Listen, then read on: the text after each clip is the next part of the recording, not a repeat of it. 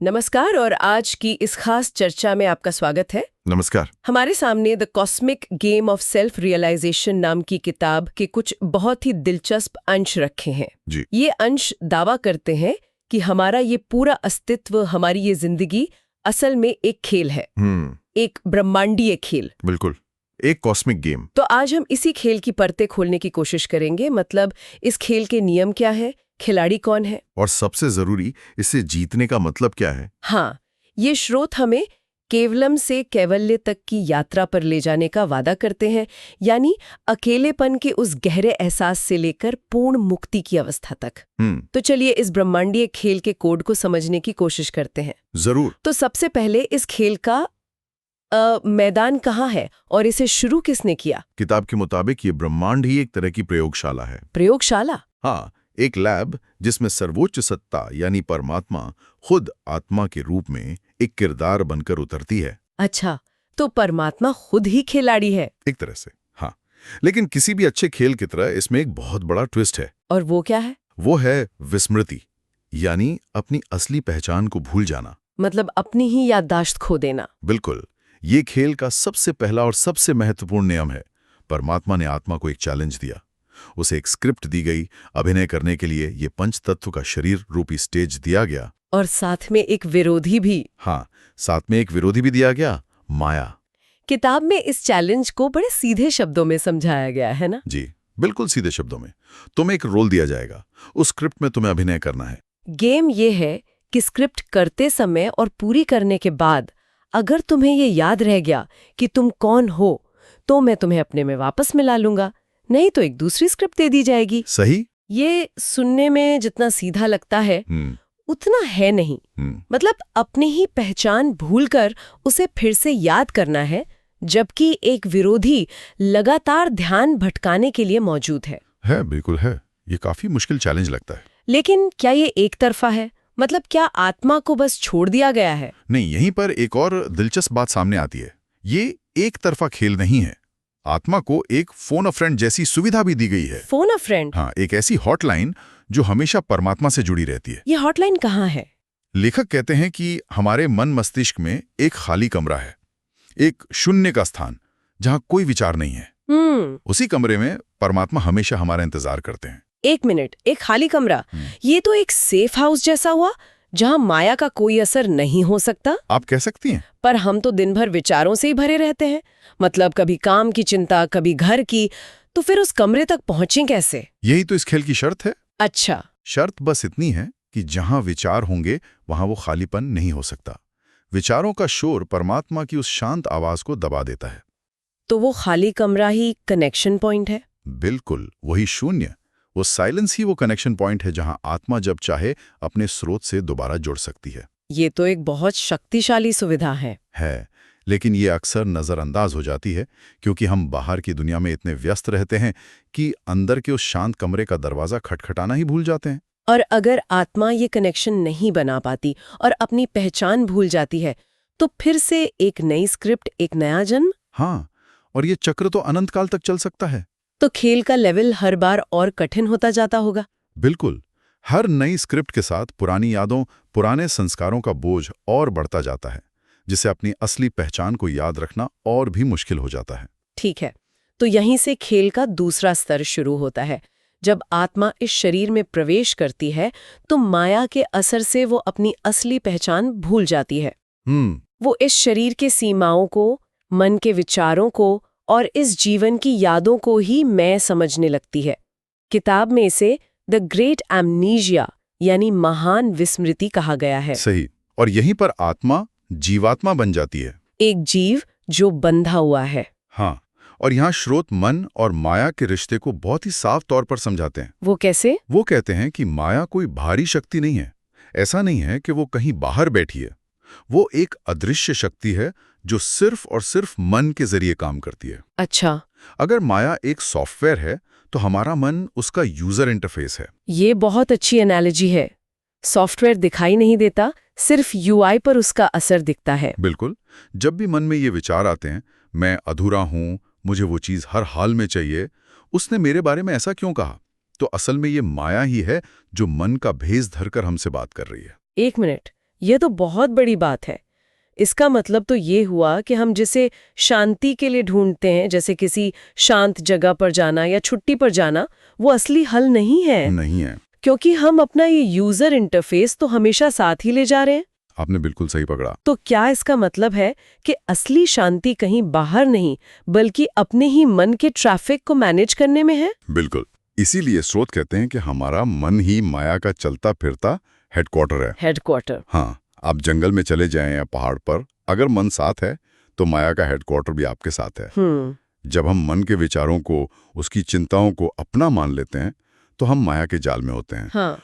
और जिस पल हम मन को सिर्फ एक चलते हुए प्रोग्राम की तरह देखना शुरू कर देते हैं, हम उससे बाहर आने लगते हैं। हाँ, ये भेद जानना ही खेल का एक अहम पड़ाव है। किताब में वो लहर वाली उपमा भी दी गई है जो इस बात को और साफ करती है। जी। आत्मा समुद्र की तरह शांत और गहरी है, माया वो हवा है जो सतह पर हलचल पैदा करती है, और मन वो लहर है जो हवा के कारण ऊपर नीचे होती रहती है। बिल्कुल सही।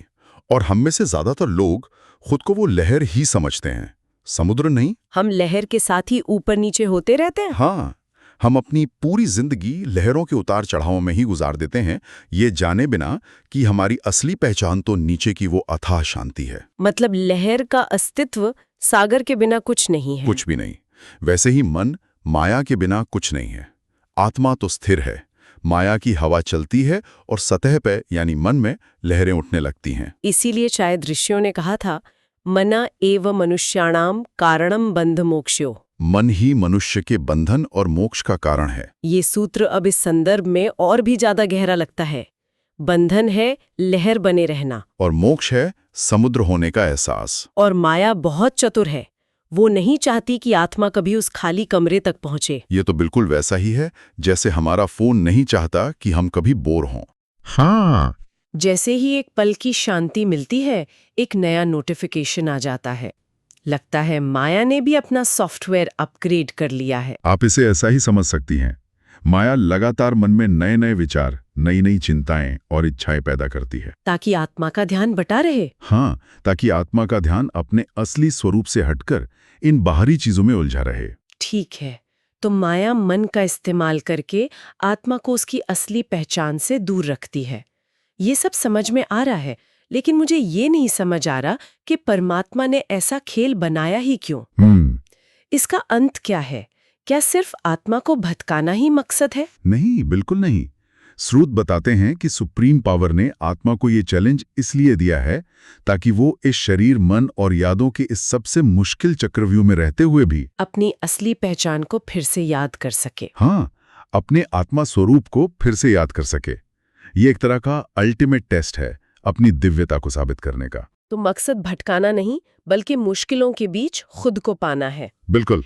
तो इस टेस्ट को पास करने के लिए आत्मा को करना क्या है? उसका काम क्या है? आत्मा का मुख्य काम है उस मन को अपना मन समझना बंद कर देना। अच्छा। उसे जीवात्मा के उन डरों, इच्छाओं और आकर्षणों से खुद को अलग करना है जिन्हें उसने भूलवश अपना मान लिया है। और इसके लिए कोई खास तरीका बताया गया है? हाँ, इस लक्ष्य को हासिल करने के लिए एक खास हथियार का जिक्र है, साक्षी भाव। साक्षी भाव, ये शब्द मैंने सुना तो कई बार है, लेकिन ये हमेशा बहुत निष्क्रिय यानी पैसिव सा लगता है, जैसे बस बैठकर देखना।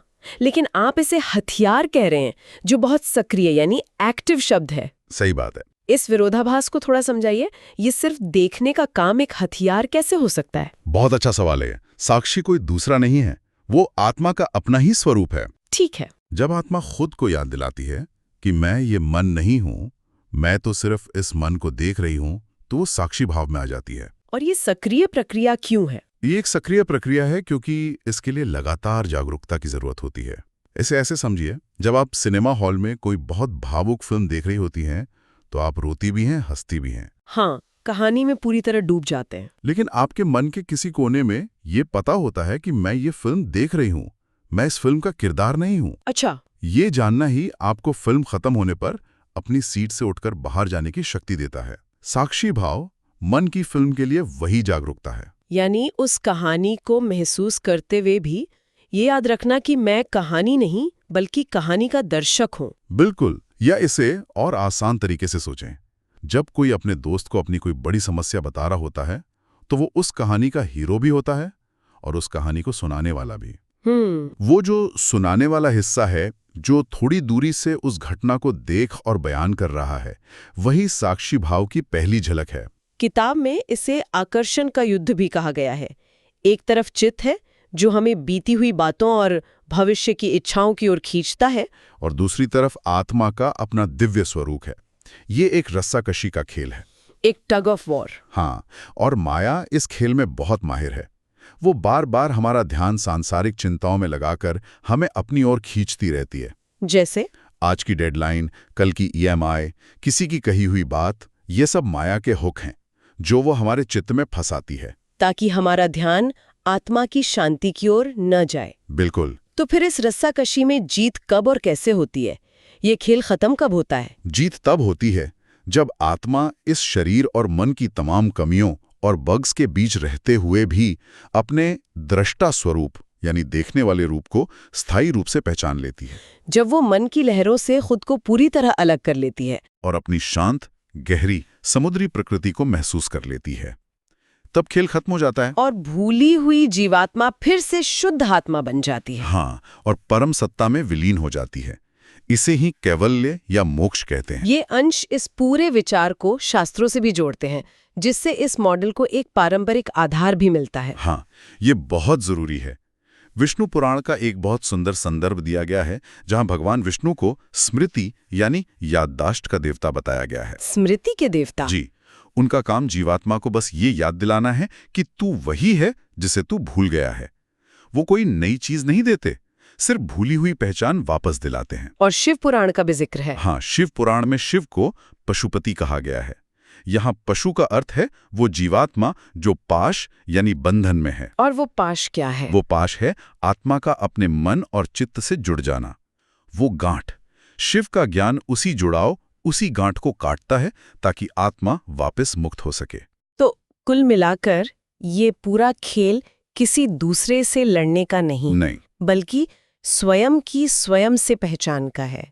आत्मा यहाँ जीवात्मा बनकर इसलिए आई है ताकि माया के इस सबसे कठिन चक्रव्यूह में भी अपनी दिव्यता को साबित कर सके। बिल्कुल, लड़ाई बाहर नहीं बल्कि पूरी तरह से भीतर है। और ये स्रोत हमारे सोचने के लिए एक बहुत ही गहरा विचार छोड़ जाते हैं।